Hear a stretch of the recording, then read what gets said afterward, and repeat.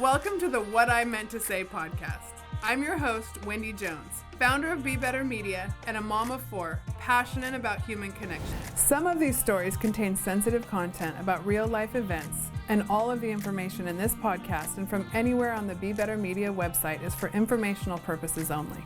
If you find that you need help, which we all do from time to time, please reach out to a licensed professional for help. I was so excited to sit down with Tokyo Olympian and AVP champ Sarah Sponcil to chat about so much more than volleyball. Her perspective on balance, faith, and what really matters to the world of high performance is one that everyone can relate to and benefit from. I am so excited to have Sarah Sponcil here today, back from AVP Championships in Paris. So lots of travel. Thank you for making time for me today. Thanks for having me. I'm so excited to be here and getting to chat with you. Yeah, so we were already talking before we were on camera about just, you know, how we get the places we get, and you've had in your very young life, you've already had a very interesting ride. So I am excited to dig into that. Yeah, and we got lots of time all day. I know, right? It's October. You're in downtime, right? Yeah. It's kind of almost off season. So, so I don't know. Let's kind of start in the beginning. And I know you're from Phoenix, and you just got to play in front of your hometown crowd. Oh my gosh.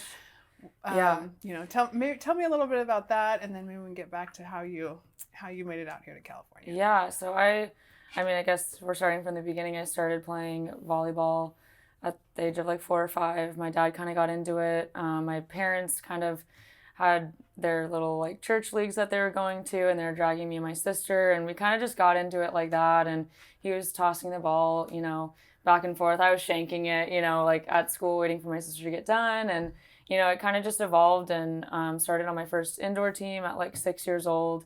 And very young. It hangs up in my bathroom, and I'm my shorts are down to my knees, I don't even know what's going on. I love it. And so it was just, I think I just fell in love with it right away. And, with my sister getting into it, you're just always around it. And Your sister was older or younger? She was 3 years older. Okay. Yeah. So, I feel she kind of set the standard, and I always wanted to be like her and be better than her secretly. Yeah. And so I think that was a huge motivation too. And, I played indoor throughout, till I graduated and played in college. But I didn't start playing beach until I was 8 years old. And, Phoenix, there's not a lot of beach courts. It's more like dirt. And, there was a baseball complex that had some courts out there. And me and one of my indoor teammates, we kind of would just go out on whenever they had tournaments, Tuesdays, Thursdays, Saturdays. We were playing in the 12s, the 14s, the 16s, all of them. And we were doing really well. And there kind of came to a point, when you're 14 or 15 years old and you're kind of just okay, we're beating these teams, but this isn't real. Is this real beach volleyball? Let's kind of actually go over to California, which was the Mecca, it kind of still is. To a certain degree, and just see how we kind of compare to these girls. And so that's when I started to kind of transition a little bit to California and doing some CBVAs. But it's been volleyball since the very beginning, and my dad coached me, assistant coach, thank God, all the way through, middle school, throughout high school, coached my sister. She was a senior, I was a freshman, and so there's just volleyballs in her blood. Yeah. And do your parents always played along while you were playing? Were they playing? Yeah, they played in a couple leagues, but not religiously. Yeah. My dad was definitely more into it. My mom was the supporter that would come to the games. But me and my dad, our relationship was so strong because of that. He was a stay-at-home dad. Took us to all of our practices, picked us up from school. So we'd always go to the gym early. It was just, he was always kind of my pepper buddy. That's so cool. And it was it was mutually supported. You felt, it wasn't forced. It was never forced. Yeah. I always wanted to go to the gym early, and he was always down. He's well, I got nothing else to do, So, but I was never forced. I just always wanted to get better and just to see how far I could go. Oh, that is so cool. Yeah. That's so cool because I think there's a lot of different narratives that can take. But your story is reminding me a lot. I don't know if you know Carly Lloyd, the amazing setter from Indoor. She's so sweet. Yeah, she's such a sweetheart. Yeah. And that fire that athletes have that make it, to the levels that you've played. Yeah. It's really an internal thing. Yeah. Oh, for like, sure. And in this day and age, you hear a lot about, parents, kind of forcing a track or maybe putting too much pressure on kids. Right, yeah. And starting them so early, it's like then you get burnt out and And it's totally. a lot of swings. I mean, both, between playing indoor and playing beach, it's the same mechanics, right? Yeah, so, yeah. I have one, my son is a lot like that at 20 and just has taken so many swings because he has loved to play. Same thing. I tossed a volleyball at him at 8 and he was like, I'm like, oh, how'd you do that? Yeah. And, and there, I used to take him to the clinics with the girls because he really wanted to go. Right. Yeah. And he was the only boy, and he was like, all right, he's like, I don't care. He loves it, But it's such it's so cool to see that internal drive. Yeah. Because obviously it comes with a lot of pressure. Yeah. And a lot of. So when you were competing in California, then it gave you that exposure because you ended up coming to college in California, right? Tell me about that. So I was kind of going in and out. I would meet some girls around when I was like 15, doing some like USA youth stuff for like 2 weeks in California. And I met some girls out there and I would, stay at their house and do some tournaments. But it was kind of back and forth when I got to college. I committed to LMU. At the time you could do both. I'm not sure if that's still true now. Yeah. But I loved it. The indoor coach was the assistant coach for the national team indoor, and that was just like, that gravitated me even more towards LMU, just getting to learn and work with him. And at that time my sights were set more indoor. Like I wanted to almost just like play. I knew I wasn't, tall enough. I didn't see myself being a setter on the national team. I was like, okay, like I love defense. I like, libero all the way. And then, things changed. I went to UCLA and had an opportunity there to be on their beach team and finish up my last season and set for UCLA, which was a blast. Short-lived. It was like 3 months, but I loved it. And then just had some great teammates and great coaches and did some good things for them. And then, And then what year did you graduate from UCLA? 2019. 2019. Yeah. I mean, that just wasn't that long ago. I know, So you just it's missed crazy. COVID. I did, and I'm so grateful. Yeah, I know. That was a lot. Just to hear from my teammates that were still on the team at the time, just all the different protocols that they had to go through. And I don't know, like I give them credit for sticking it through, but I don't know if I would have done it. I think I would have been like, what's happening here? Like, I want to move on with my life and do something, So I think they had they had patience and they did great things throughout COVID and even last year. So yeah, they're looking good. I'm excited for the team this year. Yeah, it's gonna be fun to watch. Yeah. So out of college, then that led you out to the AVP. You got started on the AVP right away. Yeah, I started actually my senior year at UCLA. So we won the national championship, and Lauren had reached out to me, and we played in AVP in Austin, did really well. And I think literally at that tournament, I think that's when my mindset shifted to, I think I'd rather play beach volleyball. It was really fun. I just kind of looked at the lifestyle. I don't know if I could go overseas for 8 months, and I just love family and I love being around people. So I think, that was pretty much the tournament that was like, okay, I can hang with these people and let's see, what happens. What did that feel like that first time out? I was actually just really nervous. I wanted to say no because I was just like, right on the high, like, oh, but now Lauren wants to play with me. And I just remember going to bed that like first night going into the tournament. I was like, I just want to win. God, I just want to win one game. I was like, not even a match. I want to win a game. And that was kind of like, I set it really low, and we actually won more than one game. So, so it turned into, finals against April and Alex, and to this day. In your first tournament? Yeah. I did not know that. Yeah, so that was when April and Alex were still first like starting out, and to this day it was one of the just most memorable matches I've ever played. I think just everything falling into place, and it was like everything was going our way. Granted, we lost, but it was just like, I didn't even care that we lost. It was just so much fun, and getting to compete against them with the first AVP, it's like, how could you not come back, Yeah. So, great first AVP. And that was, I still had 1 year of UCLA left. So, okay.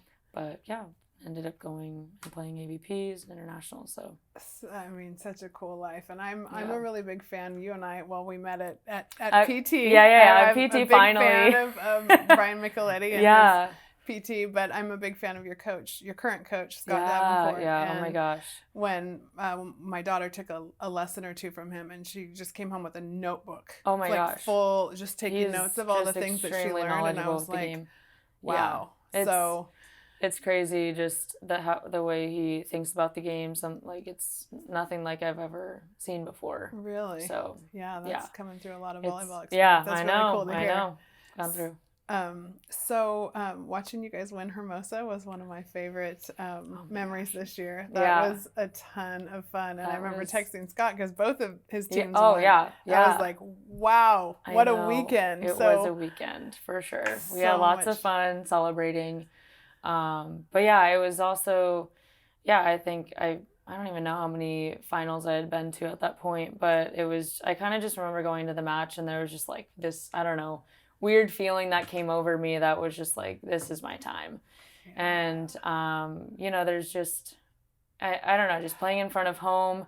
Kelly and I, had broken up at that point, and I think it was our second time meeting, and, everyone's just like, oh my God, ready for that match, and, I just wanted to go out there and have fun and compete. And, with my family there, it was just, just to get the win with them there, was just, incredible. You kind of look back and just all the times that they've shown up and they've supported, and they're like, you're fine, you've got this, keep going. Okay. Mm-hmm. So just to see them and hug them at the end, I think that was, really cool, and just to celebrate it with T. I really enjoy what we're doing on the court, and she's a joy off the court, but we just brought so much intensity, and I'm really excited to see where that leads us. So. Totally. And it's a new partnership. You guys have to be working a lot of things out. Yeah. I'm watching you, and it's so much fun.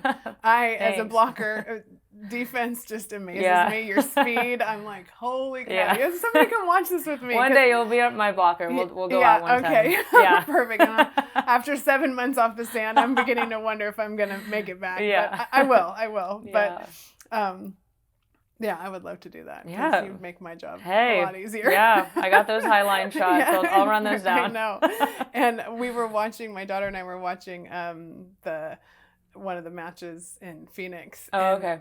I think I texted you after because I was regardless win or lose, I'm like, that was fun. You and Sarah Hughes, I'm like, the two of you, what? I was like, defense on what's defense. That? I'm like, how are they doing this? It's so fun to watch, and it is just the game is such a joy. The community is such a joy that I can see why you would gravitate towards the beach. I tell parents that all the time. I'm like, kids can be playing club volleyball, and the day they go out and play a beach volleyball tournament, you'll be like, why are we doing indoor? Right, I know. There's so many girls, transitioning over. It's crazy. And with the NCAA opportunities, it's the game's growing so much, and then the level of the game coming in on the professional side for the women. We've seen it this year. I feel like, after this entire season, just with so many different winners, it's it makes it so much more exciting. But there's like you said, there's just way more competition. The girls are getting better training at early ages. They're starting earlier. It's basically indoor long time ago, just everyone's starting so early. And I remember going to a CBVA, showing up, and I'm like, okay, a couple swings, a 5-second pepper, and you're ready. You're you kind of just roll through the tournament, warming up.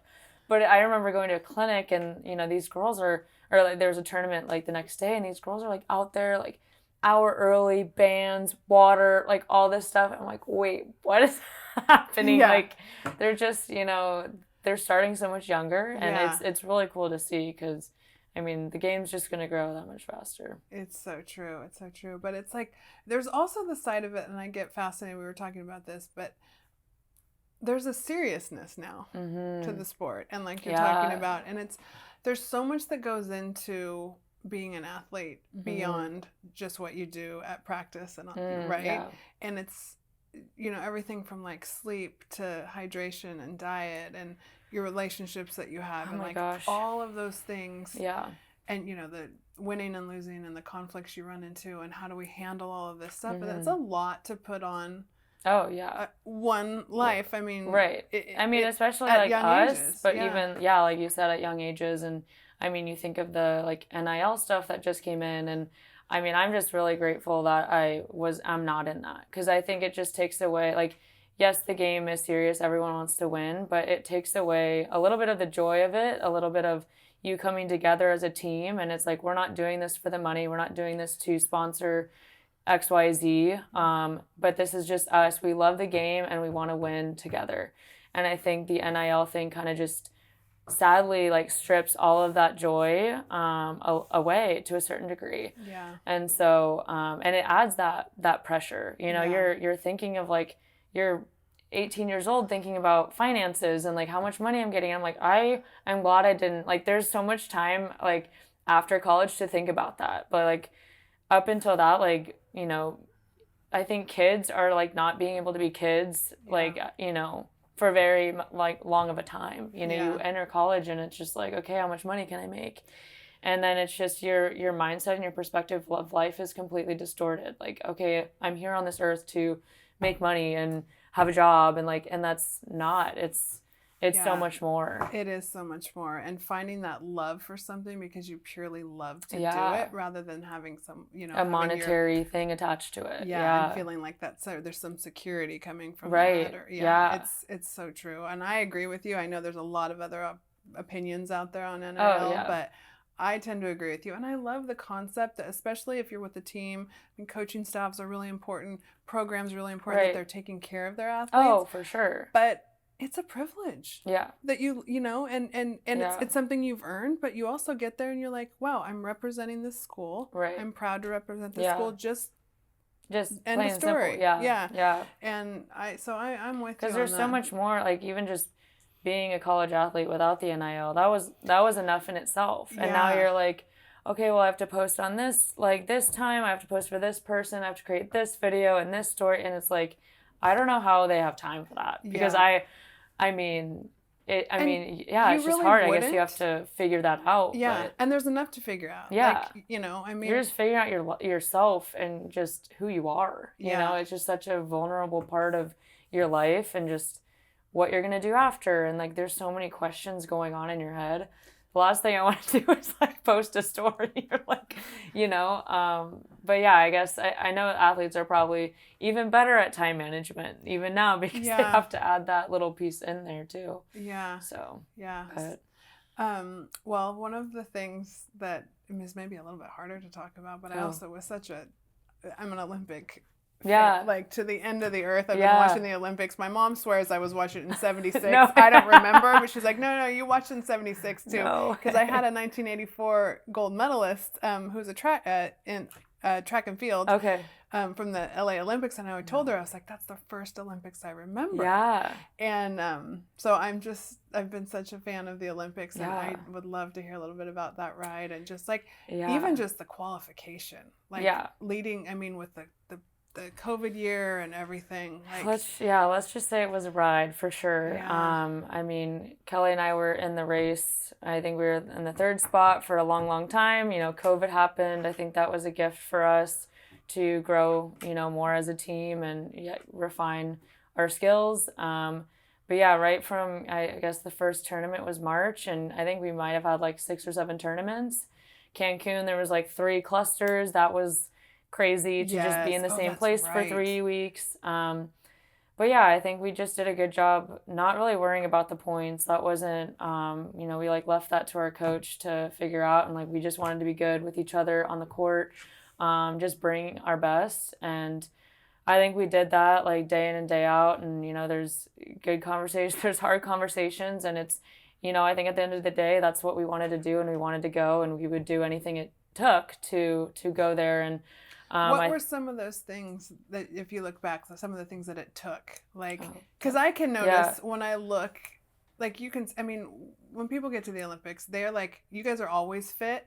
And then you get the Olympics and you're like, oh my gosh, like what have they been doing? Because it's those little incremental gains. I always think like, to make it to the Olympics, like there's a lot of great athletes. There's a lot of great athletes out there. Yeah, and I think Honestly, I mean, yeah, like sleep is important, recovery is important, like hydrating, like all those things. I think it's just kind of ingrained in your system by then that that's what you do. It's not something that you're like, okay, I really have to be better at. Remember. Yeah, you don't have to remember at that point. I think the biggest thing for us is like making sure that we were great partners on the court, off the court, and that because that's your team. It's like a marriage, you know. You're gonna have conflict. You're gonna have great times. You're not gonna have great times, and we definitely like experienced that through those 5-6 months of qualification. And I think at the end you have 2 more tournaments to figure it out, and if not, then you're not going. And so there was definitely just a lot of stuff going through your head. Like there's just a lot of pressure, and I think we did a good job just like sticking together, like knowing each other's strengths, avoiding the weaknesses or trying to like not harp on them. But I think we knew like what each other needed in certain moments, and I think that's just so key to a partnership because it's just you two. So I think we did such a good job, especially in those last 2 tournaments, and I mean we ended up pulling it out. But I really think it was, I don't know, like a God thing. I mean, I don't think we did anything crazy different, like we just had our system, we did our system, we worked well together. We were great teammates on and off the court through the whole time, and I think it was just, I mean, you could ask her too, and we both said, it's a God thing that we both won those 2 tournaments to secure our spot. And it was a wild ride till then, but man, it was a wild ride after that too, so you're, oh my gosh, we weren't going, and then you have about a month to figure, like what's the next steps, how do we train, what tournaments do we go to, and it was just, I explain this in every interview, but I just explain it as like a whirlwind, mentally, because you work so hard to get there, and then you're there, and you're like, okay, this is the tournament we've been playing, like trying to get to, and now you're just trying to mentally hone in on like, this is what we're here to do. Like we're here, and there's just, granted there wasn't like fans screaming your name, so I guess that was like nice to like not have to worry about, but there was just lots of new things going on. And I mean the things, and handling something like that, with the pressure and the leading up to this one moment, right, that like, okay, we've arrived here, and now we know what we want to do. I look at younger athletes, and I think like it's so cool for them to hear the advice, because honestly, like the same things that worked for you in that moment can be taught. Those tools that like, so if you had something you would like, there's so much anxiety in sports today. Like kids they go into practices, they go into games, and yes, you do, to rise through the ranks, you've got to learn how to master some of that stuff. Like what are some of the things you do if you're like, say you're really nervous before a match, or I mean, I think it's just so, like, when I go into a game, and, there's so many different thoughts going on in your head, like, you want to play well. It's so easy for, I think, a lot of athletes to think, like, 8 points ahead, or, like, how is this game going to turn out? And you're just trying to, like, control every single aspect of what's going to happen. And I think all athletes do that. But I think for me, the one thing that I think helped is just, like, 1 point at a time. That just like helps me hone in on like, I can't do anything what just happened. I can't do anything about what's going to happen after this point. But like the more you can stay focused in the moment, the more you can play your best, in my opinion. And another thing that me and Kelly talked about like in our and throughout that ride and even through the Olympics is just like perfect is the enemy of good. And I think every athlete, they want to, you're striving for that excellence, but I think we were good enough to beat any team, and you don't have to be perfect all the time, and that's such a crazy standard. So I think that really helps kind of just put things into perspective, like I don't have to play my best. And it's almost like great when you play horrible and you still beat someone. You're like, oh my God, like I really don't have to play like all that great. But I mean, you're still striving for that excellence. But I think that was another phrase that I always remember is like perfect is the enemy of good. And like how can I stay in this moment? Yeah. Yeah. Yeah, I totally agree with that. So, I mean, I that resonates so much. Yeah. But there's the... It's hard to do, but... It is hard to do. So you have to tell yourself every single point, It's true. But because your mind wanders, Even in life, if you start worrying about what's going to happen next week, next month, next year, it takes you right out of the joy of what you're doing right now. Right. Yeah. So, and that's one of my other favorite things as I get older, that I've taken from sports is just all the things it teaches us about life and the way that we manage our lives and the choices that we make. And you and I were talking before this started about like kind of being an old soul. And I was always an old soul. And now I'm not old, but I'm like getting older. And I always used to have friends that were older than me just because I was like, I kind of gravitated toward same. Most of my friends are like 10 years older. I'm like, there's something wrong with me. I know. And the funny thing is, like in my kitchen the other night, my friends are over there and they're 10 years younger than me. Oh, yeah. It's always like a weird fluctuation. But it's a new flip for me. Because I was always the old soul hanging out with the older people. And now I'm okay. But it's still the old souls of the younger people. Right, so, right. And you and I were talking about just like what you give up, or it's not even a giving up, but what the things to rise to a certain level, you have to make a lot of choices. That sometimes I go, gosh, they're so young to give up. Oh, they're not going out like normal young kids do, or like even their college experience is different. But what's your reflection on either looking back on college and even the choices that you have to make today to compete at the level that you compete at? Yeah, I think, if you like something so much or you love it, and I think just for me growing up, I wanted to my goal was to just see how good I could get. That was just what was in my head. It wasn't like, really when I was younger, it was never go to the Olympics. Like that was not, like, I mean, till older and you're like, oh, like I'm pretty good, whatever. But it was never like that was solely it. It was always just like, I just want to keep working hard and see how far I can get. And that was it. And I think that kind of, kept my life a little bit more free, because it's like, if this happens, it happens. If it doesn't, it doesn't happen. And I think when you love something so much, you don't think of it as a sacrifice. So it's like, I might have missed, tons of parties, or I don't even know what I missed because I wasn't focused on what I was missing, But I think, I look back and I wouldn't change anything. I had a little fun, in college, but I think that's totally normal. But I think in my nature, and I think in a lot of just in humans in their nature, they want to see progress. They want to succeed in something. And I just knew, like, okay, doing these things, like, that's not going to make me better. I'm not going to see progress. So if I can do these things here and there, which is fine, like, go have fun.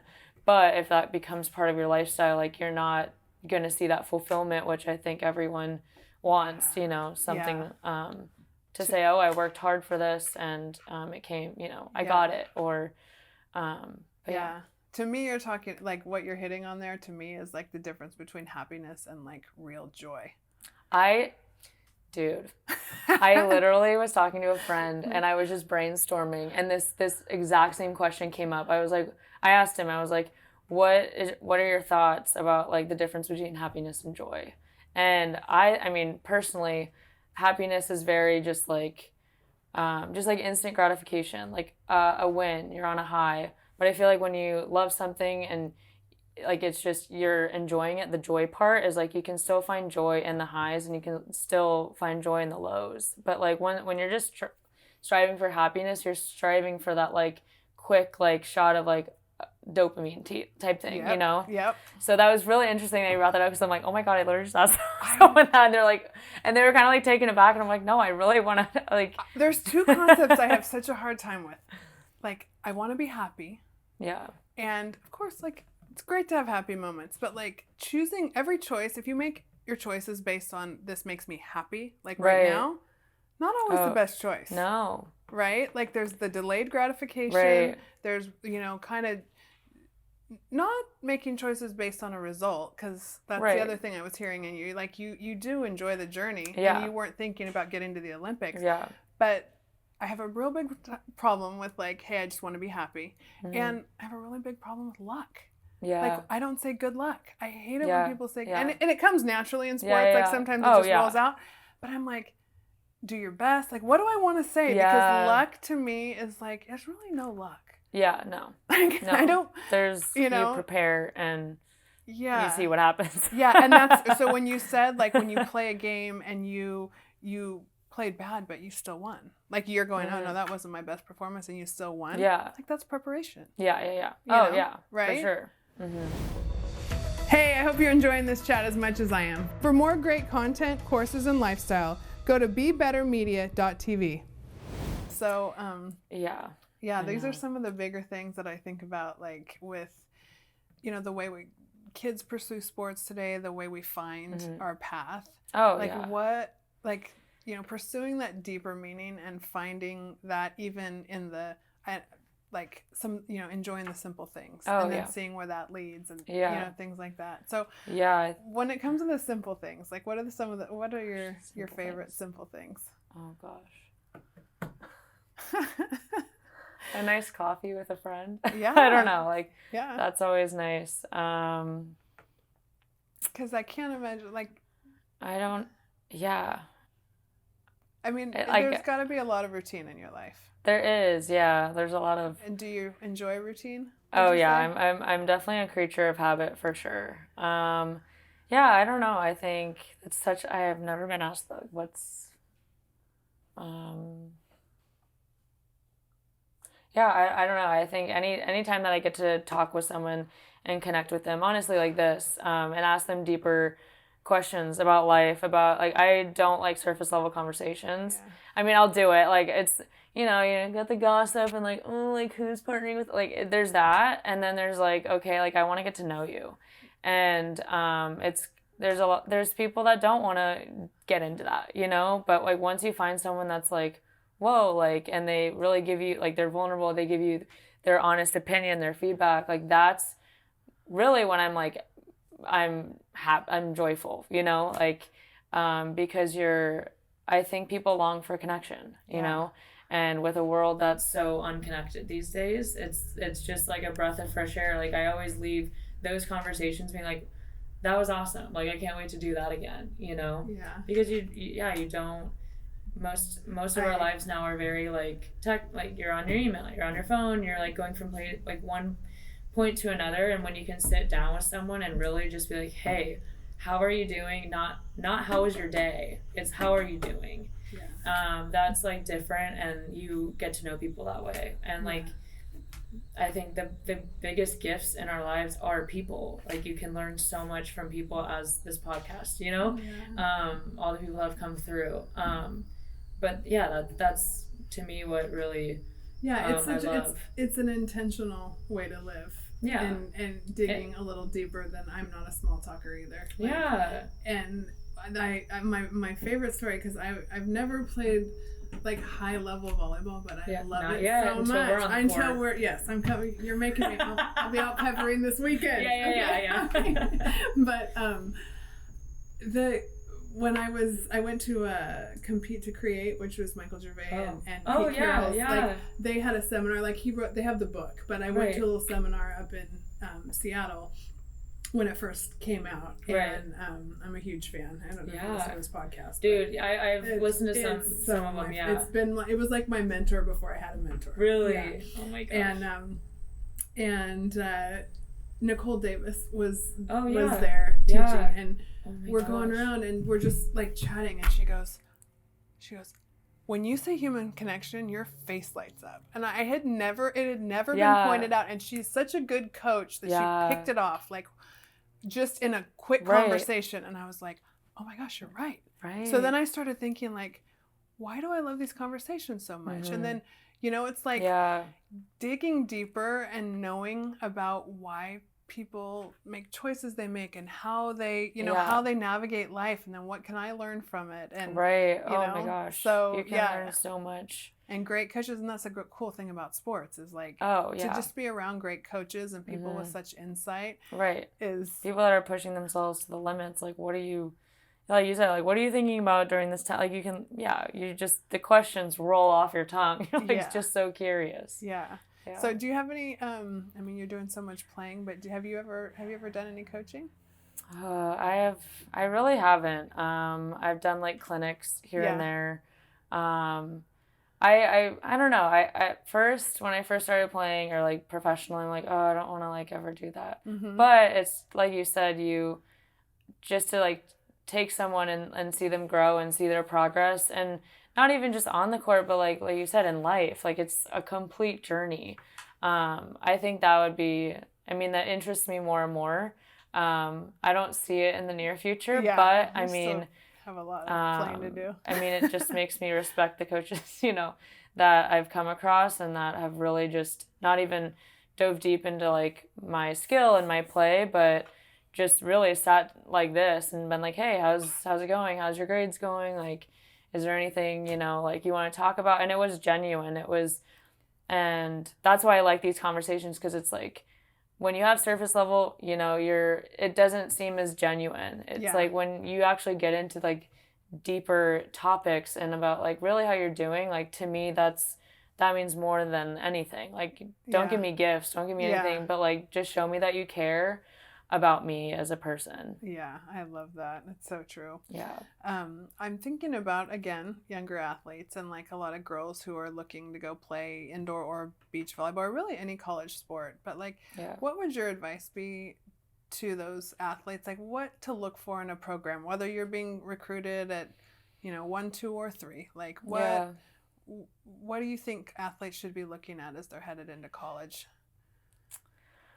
I definitely look at like the team culture, like what, I don't know, just like how it is. Is it, I don't know, very cohesive, or it's very like, we're here to win. I don't really care who you are, we're just here. And whether you want, I don't know, like someone to care about you more than an athlete. I think you get coaches that, that's why you're there. You're there to win. And some people are like, that's all I'm here for, And I think some programs are more like holistic, like, hey, we're here to win, but I also want to see, like, I want to see you growing, like, in all areas of your life, and I want to get to know you. And there's coaches that are really good at that, like, seeing you on a personal level, So I think kind of asking yourself, like, what do you for sure want in a coach, I guess, in a program, like, are you there to win? Are you there to, yes, win, but also, make friends and, have like the experience? Yeah. And I think that's such a balance, because looking back, I had great coaches that had both. Like, they had the desire to win, they had the culture, but also they cared. And I think, whether athletes are being, true to themselves, I think everyone wants to be cared for and just seen not as an athlete, because I think I have gotten, caught up in, and I think the Olympics was a huge turning point for me, but your identity for a long time is an athlete, is volleyball. That's why people like you. That's why people follow you. That's, and it's, so to go to college and to feel like, I'm not here just because I can hit a ball really hard, but they like me as a person, and I think coaches are now bringing people in based off of like, what is your character? Like, how do you treat your teammates? How do you treat your parents when you're on the sidelines? So it's like I think coaches are now kind of looking at it a little bit more holistically as well. Yeah, and it's so important. I totally agree with you. It's such a formative time in your life, and that like you're away from parents. You're away, like you, like they almost turn into a little bit like of a mentor of a parent. I remember at UCLA, I could go to Jenny Johnson, like my assistant. You felt like love her. I have heard such wonderful things about her from anyone who's come out of UCLA. And I introduced myself to her up at Stanford. No way. And I told her, I was like, I'm just starting this podcast. Yeah. She would love to be on it. The girls who I've talked to just rave about the support that she gives. And it's so amazing. And to me, that goes way beyond a season. It goes way beyond like a national championship. Yeah. So I think it's finding a balance of like, we want to win, but at the end of the day, it's really about who you meet along the way and just the relationships that you create, because those are lasting. the championship, no it's doubt. done. You know, you move on. You're not like, oh my God. Yeah, but like, it's just, you're on to the next thing. Yeah. Yeah. So. And sports become something different. And this is what I've learned on this side is like, I was interviewing Taryn and Kristen and, they were just fresh, new on the scene. And I was like, volleyball for me, because they're like, oh, if they said we're tired, I can't remember exactly what it was. It's a lot of work, and I could kind of sense the we're out here, we're practicing, the pressure, and I said, like, when I'm out there now, like, that's my downtime, right? And Taryn's eyes got really big, and I was like, oh yeah, no, that's like the rest of my life is like high performance, and volleyball is my downtime. That's like my checkout, like right. And the relationships that you have, and then everyone who's out there is going through something, right? And that's the time where our stress is released. Right. We're together. You jump in the ocean. Yeah. You talk about whatever's going on. Right. You feel better when you're done. Yeah. And it's like sports serves such a different purpose in all different through our seasons. lives. Yeah, in different seasons of your life, for sure. Yeah. And I haven't had the other season. I haven't had the downtime season not yet. There yet, and I love watching what you're doing. So keep doing it.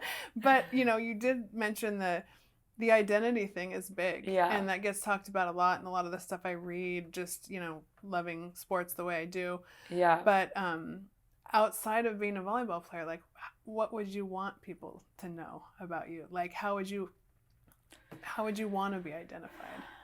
I think, like, kind of going back, I mean, the Olympics was a very pivotal point in my life. I think as a lot of Olympic athletes, it's like you get to the top, and I remember coming back from Tokyo, and I was just like, kind of like that, oh my God, that was it. Like that was, and it was like, whoa, it was just like that moment in the bathroom on the airplane, you're like, whoa, this is crazy. And, I think I just had an identity, like I think my whole life has always been, well, up to that point, everyone likes me because I'm really good at volleyball, and like every conversation, anyone I've ever met is because of volleyball. And that was just like, I was almost just craving something different. Like I just wanted to meet new people and like kind of be in a different community, like find a different community and like, and cultivate that. But I really started to,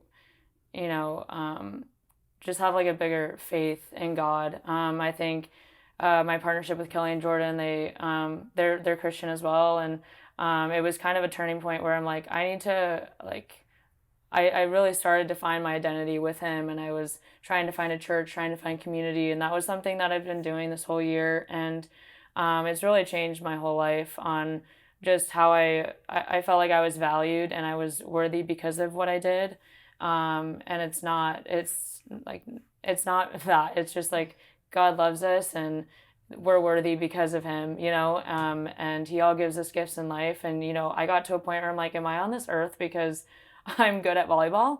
And it was just like, no, like there's no way. And I was like, so this whole year I've been really strengthening my faith and going to church. And I think finding community within that has just been huge. Just going into a group of people and they don't know me. Yeah. And that has never happened in my life because I've always, you're just always around beach people and they're like, oh yeah, blah, blah, blah.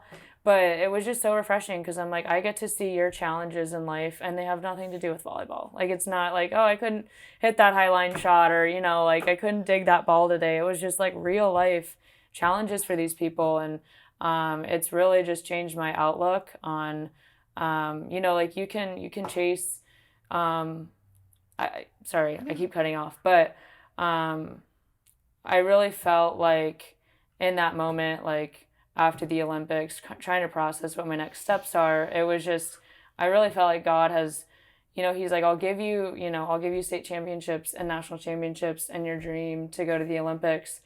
But like at the end, you're still going to be wanting more. It's not going to be enough. And I think that was huge for me because I think really you only feel fulfilled, like there's voids in all of us. And to me, God is what fills that void. Everyone has their own opinion, but and that doesn't mean you don't achieve, like you don't have goals and you don't like, because it's in our nature to want to get better and to see progress, like I said, and to be successful. But it's so much refreshing now to know, like, I can achieve all these things, but it's not going to matter unless God's in the picture and I'm playing for him for something bigger than myself or fame or more followers or, you know, something me. So it really changed my perspective on, it's not about me anymore. Like, it's about him, because I'm never going to feel enough, you know? So it was this huge pivotal moment for me. And yeah, it's changed how I approach sport and about life and what actually makes me feel fulfilled. Yes, a win and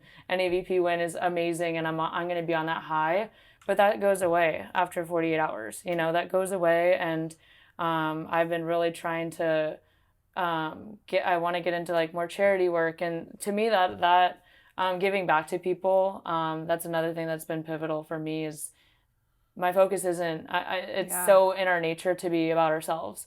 But once we start to look at everyone else's challenges and how can we help others, like that to me is when I feel most fulfilled and is what I want to do. I mean, I'm partnering with a couple of charities coming up, but yeah, I mean, like the Olympics I think it was that pivotal moment, and it was to show me like, it's not, you're never going to feel enough. So I mean, that is so huge. You're giving me chills, because it's something that a lot of people could say that haven't, you think you got to get somewhere, right? Oh, yeah. And the more I talk to people, I'm like, I have talked to people that have reached the highest of the, you know, the pinnacle of wherever they were headed, whether it's business or sports or whatever. Mm-hmm. And it's never enough. Yeah.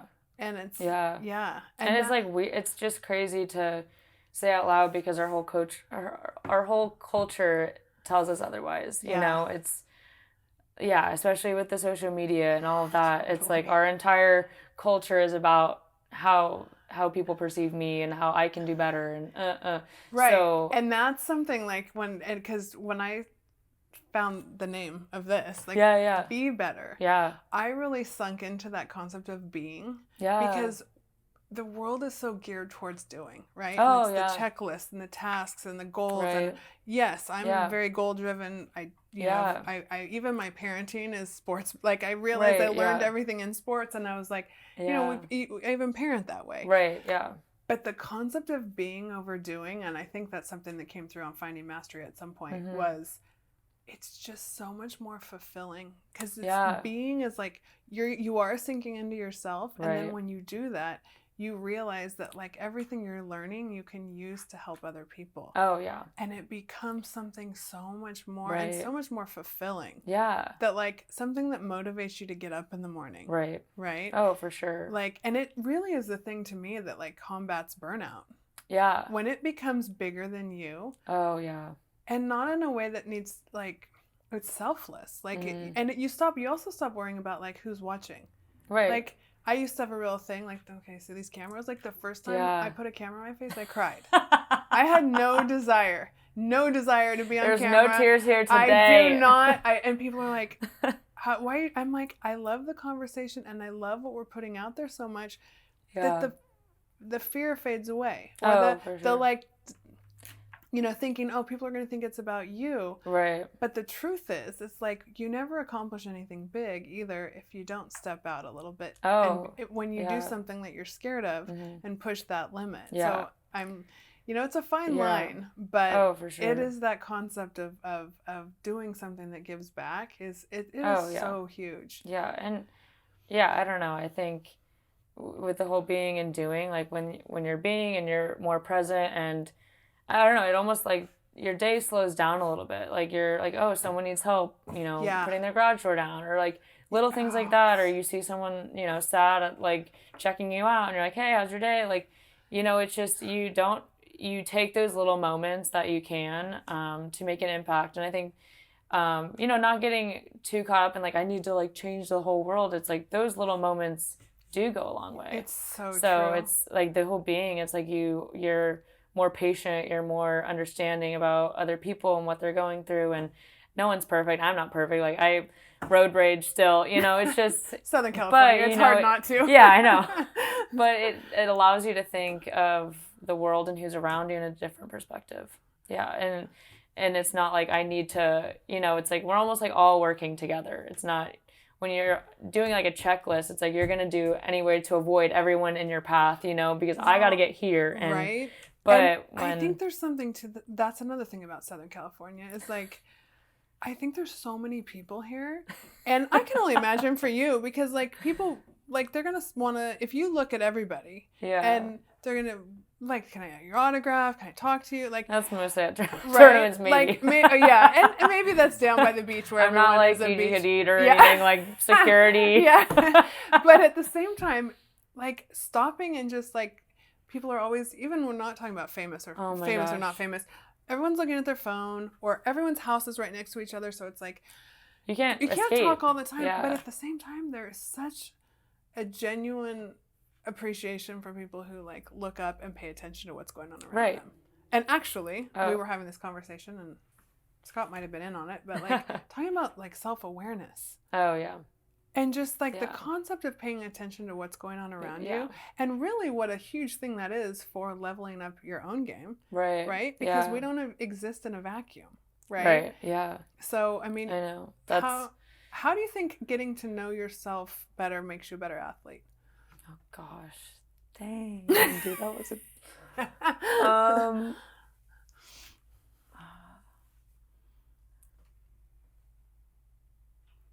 I think. I don't know. I think. Just how I see myself now, to before when I just felt like my whole identity was volleyball. I think, like I said, I approach the sport, the game, in a different way. I think, of course, I want to go out there and win every single time and compete hard, but it puts my life into perspective, a balance.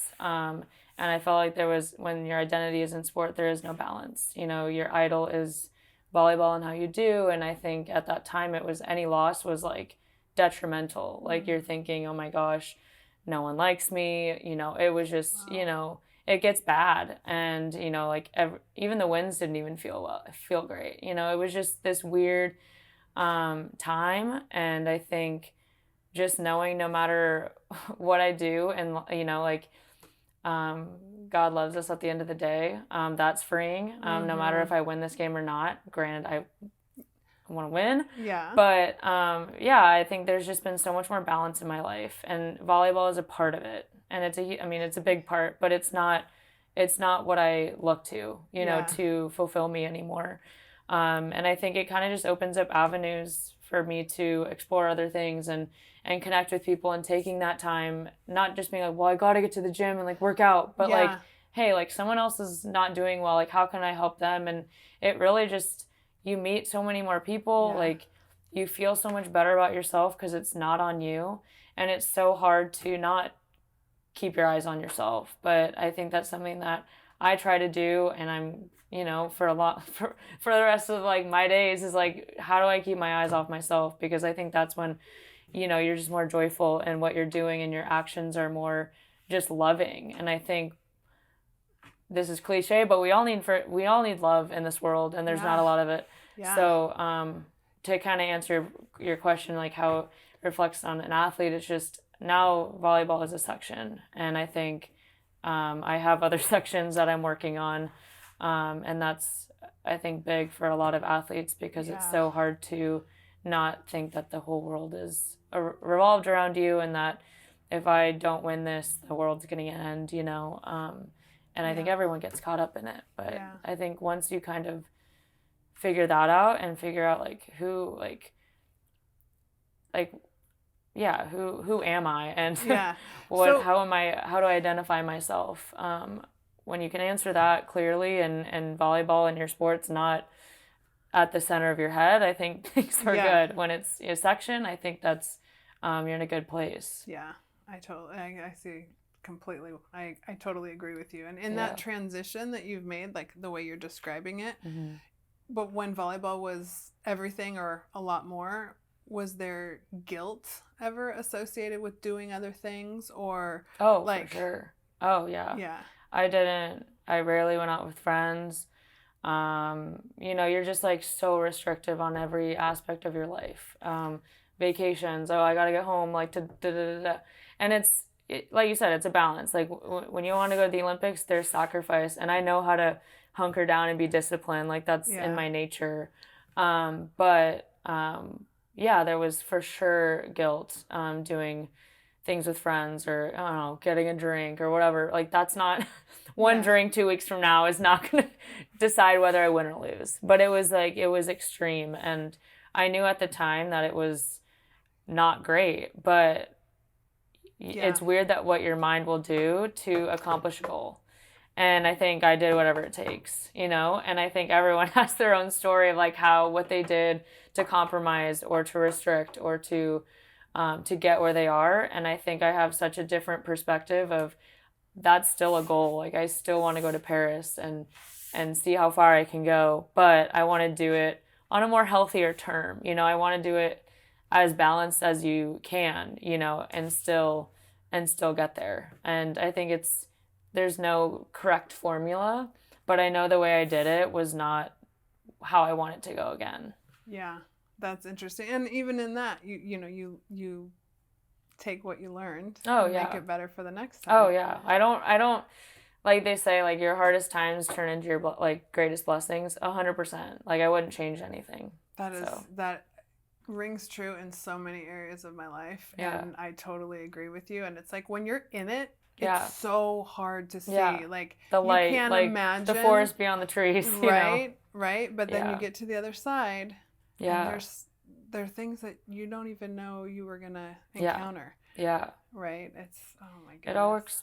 It all works out for good. Yeah. There's a plan. And that's the beautiful thing about faith too, is just knowing that there's something so much bigger than yourself going on. And it's so much more freeing too. Yeah. It's almost freeing because it's like you let go, you don't have control. And I think that was the other thing is like I felt like I could control every single thing to get here.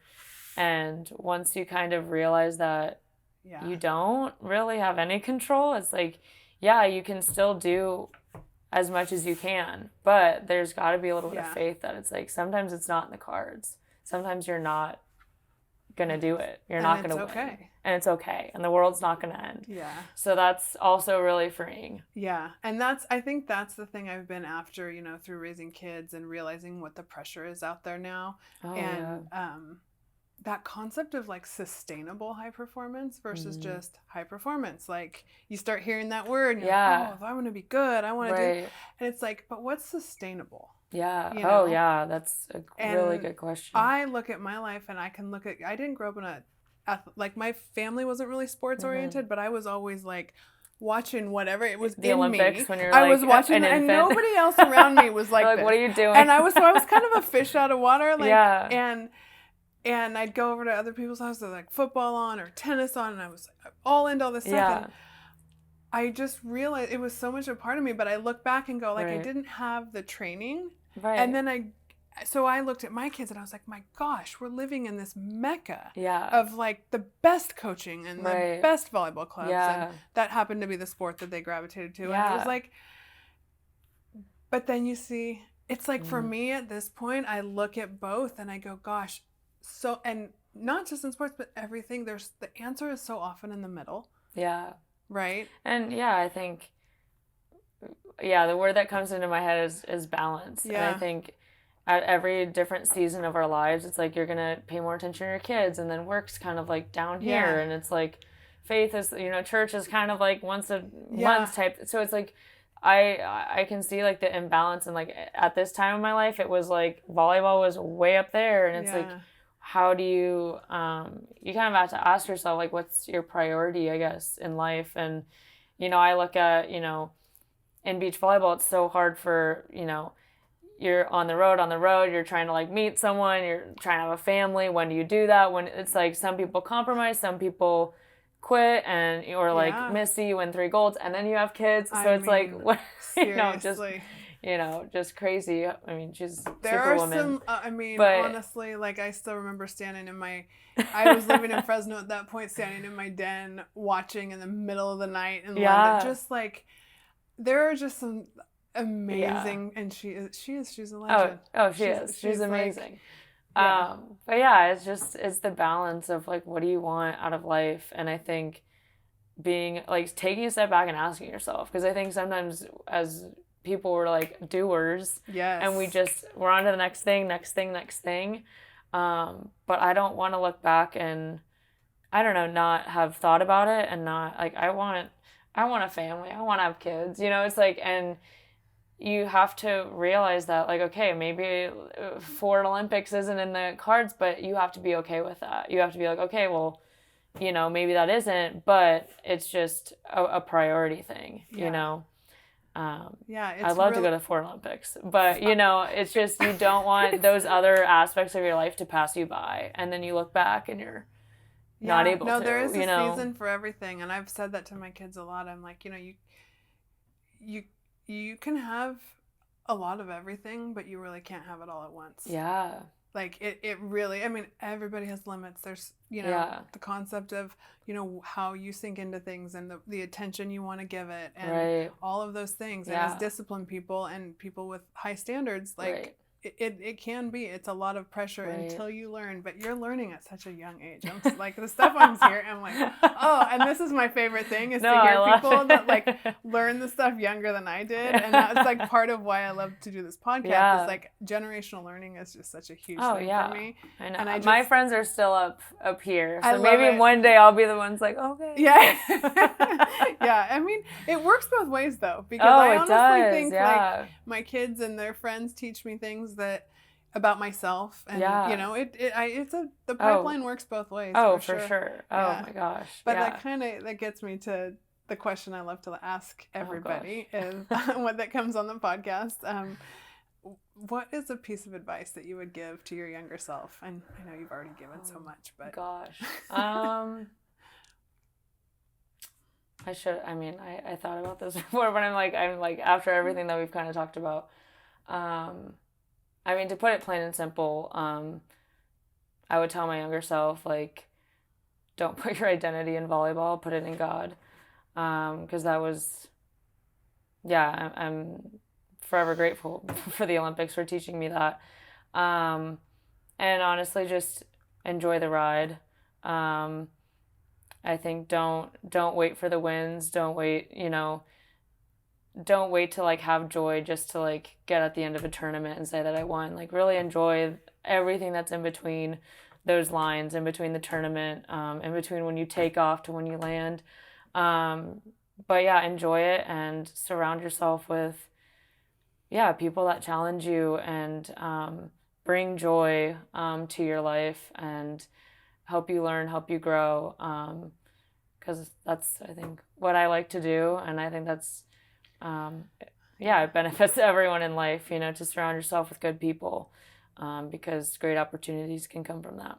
Yeah, well, it's definitely taken you far, and you have a long way to go. So it's so fun to watch. I've enjoyed this so much. Me too. And I hope we'll keep it going. Oh, we'll do it again. We'll get that lesson. Next week. I'll come down to 16th Street again. Okay. I'm telling you, it's been 7 months, so I have not. It's fine. We'll start with some like pepper and easy pepper. Okay. Sounds good. Get into it. All right. So last question, where can people find you to connect?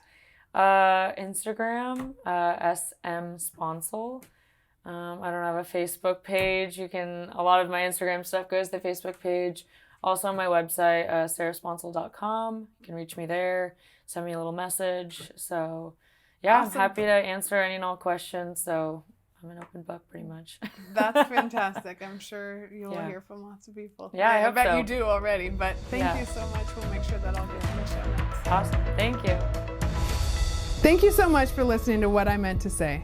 If you enjoyed this conversation, you know what to do. Subscribe, rate, review. And for more great content, courses, and lifestyle, go to BeBetterMedia.tv.